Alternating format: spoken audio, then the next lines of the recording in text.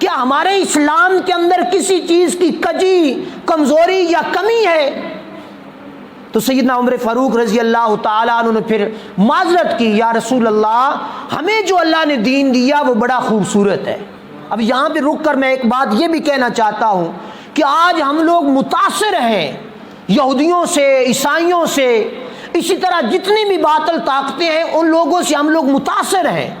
ان کی کامیابی کو دیکھ کر ہم کہتے ہیں کہ وہ کامیاب ہے، ہم ناکام ہو گئے۔ ان کے کپڑوں کو دیکھ کر ہمارے نوجوان ان جیسے کپڑے پہنتے ہیں، ان کی شکلوں کو دیکھ کر ہمارے نوجوان ان جیسی شکلیں بناتے ہیں۔ تو اس حدیث پاک سے ہم استدلال یہ لیں گے کہ کیا اللہ وحدہ لا شریک نے ہمیں نبی علیہ الصلوۃ والسلام کا امتی نہیں بنایا؟ کیا نبی علیہ الصلوۃ والسلام کی سیرت کے اندر کسی قسم کی کمی ہے